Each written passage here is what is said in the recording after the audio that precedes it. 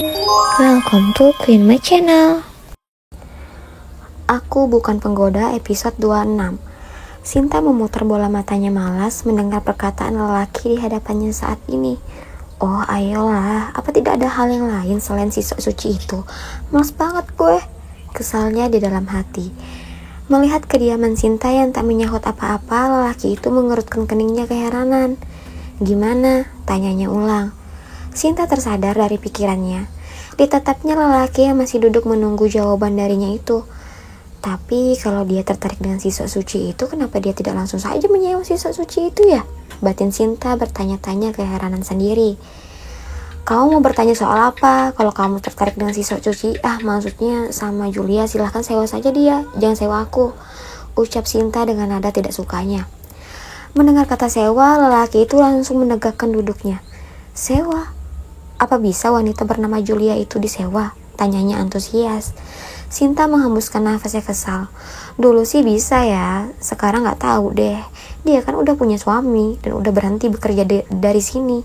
Makanya kamu mending sewa aku, karena aku masih bekerja di sini. Lagian aku juga gak kalah cantik kok dari Julia, sahut Sinta penuh percaya diri. Jadi dia mantan pekerja di sini, batin lelaki itu dengan penuh senyum licik. Ini untukmu. Lelaki itu memberikan sejumlah uang pada Sinta, membuat mata Sinta membola melihat jumlah uang di hadapannya saat ini. Ditatapnya lelaki yang kini juga menatapnya. Apa maksudnya ini? Aku kan belum melayani kamu, tanya Sinta bingung. Pasalnya dia belum juga disewa tapi sudah mendapat bayaran. Iya, ini untuk kamu. Tapi apa boleh aku minta kontak kamu? Boleh dong, sahut Sinta cepat sembari mengambil uang itu dengan senang hati. Lelaki itu pun tersenyum penuh kemenangan. Setelah mendapat kontak Sinta, ia pun berpamitan pergi dari sana. Aileen tersenyum semik saat mendapat info terbaru dari anak buahnya mengenai Julia. Oh, berita yang bagus. Aku sangat suka yang seperti ini. Drama akan dimulai, Julia, ucapnya membatin dengan 1000 cara untuk menghancurkan Julia. Lebih tepatnya untuk memisahkan Julia dan Edward yang merupakan cinta pertamanya. Julia dan Henry pun langsung berpamitan pulang. Tak lama mereka di sana.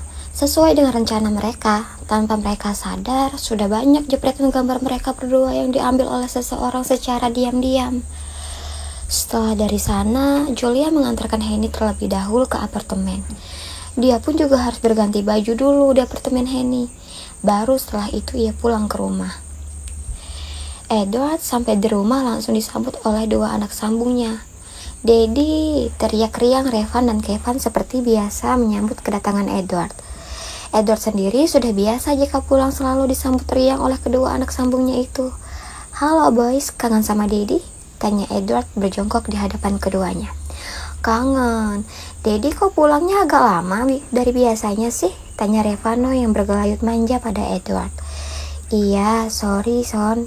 Daddy tadi singgah sebentar ke tempat Om Rigen, jawab Edward. Begitu. Mama kalian mana Son? Tanya Edward karena tak melihat sosok sang istri. Biasanya Julia juga akan ikut menyambut kepulangannya. Mama kan lagi pergi, Dad, sahut Revano memberitahu. Pergi? Kemana? Tanya Edward berdiri dari jongkoknya. Abang gak tahu, Dad, jawab Revano apa adanya. Edward pun menganggukkan kepalanya. Ya sudah, abang bawa adik ke dalam ya. Daddy mau ke kamar dulu bersih-bersih, suruh Edward pada keduanya. Revan pun mengangguk patuh lalu membawa sang adik masuk ke dalam rumah menuju ruang bermain mereka. Sedangkan Edward melangkah masuk dengan langkah kaki tergesa. Ed, sudah pulang? Tanya Sri yang baru keluar dari arah dapur. Iya bu, Julia pergi kemana? Tanya Edward pada Sri. Lah, Julia tidak bilang sama kamu, katanya sudah mengirimi kamu pesan, jawab Sri dengan kening berkerut heran. Edward pun langsung mengambil benda pipih di dalam saku celananya.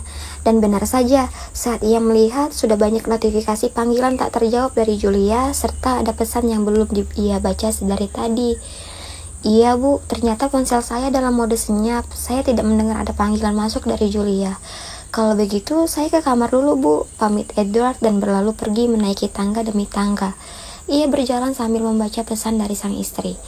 Mas, aku pergi sebentar, aku ingin bertemu Henny, hanya sebentar kok. Begitu isi pesan yang dikirimkan oleh Julia pada Edward. Edward pun tak mempersalahkannya, toh sang istri sudah izin, salah dia tidak melihat pesan dan mendengar panggilan dari sang istri, karena ponselnya dalam mode senyap. Pulang dari rumah ini, Julia menyempatkan singgah untuk membelikan beberapa cemilan untuk sang anak dan ibunya. Usai membeli beberapa makanan, dia langsung saja pulang ke rumah. Saat tiba, dia langsung disambut oleh sang ibu. "Jul, anak-anak kamu udah tidur. Gak tahu, tumben juga pada tidur cepat," ucap sang ibu memberitahu. "Yah, padahal Julia beliin cemilan ini." "Ya udah, disimpan aja, minta tolong sama Mbak Lina," ucap Julia. "Ah ya Jul, tadi Ed datang dan mencari kamu. Sepertinya dia baru saja membaca pesan kamu," beritahu sang ibu. Julia sedikit kaget, dia pun langsung berpamitan naik ke atas menuju kamarnya dengan sang suami. Dan saat dia masuk ke dalam kamar, dilihatnya Edward tengah tertidur masih dengan setelan kerjanya. "Kok sampai ketiduran gini? Capek banget, Mas," batin Julia bertanya di dalam hati. Ia pun mulai melangkah mendekat ke arah sang suami yang tertidur.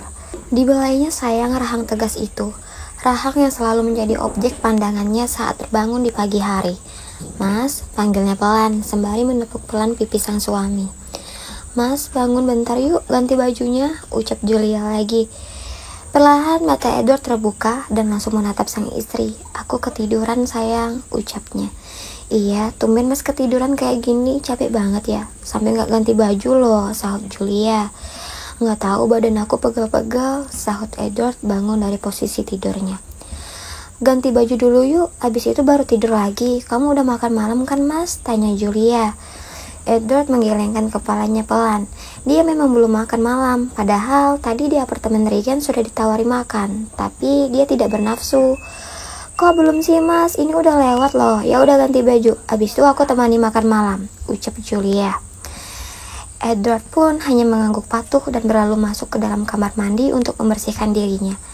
Julia pun keluar dari kamar. Dia berniat mengambil makan malam untuk sang suami dan membawanya ke kamar saja, karena merasa tak tega melihat sang suami yang sepertinya sedang lelah sekali. Usai mengambil makanan, Julia kembali ke kamar. Saat masuk, ia melihat sang suami yang sudah terbaring di ranjang. "Mas," panggilnya sembari berjalan mendekat lalu meletakkan nampan berisi nasi di atas meja. "Mas," panggilnya lagi sembari menyentuh pipi sang suami. Namun matanya dibuat membola merasakan panas. "Mas, kamu sakit?" paniknya.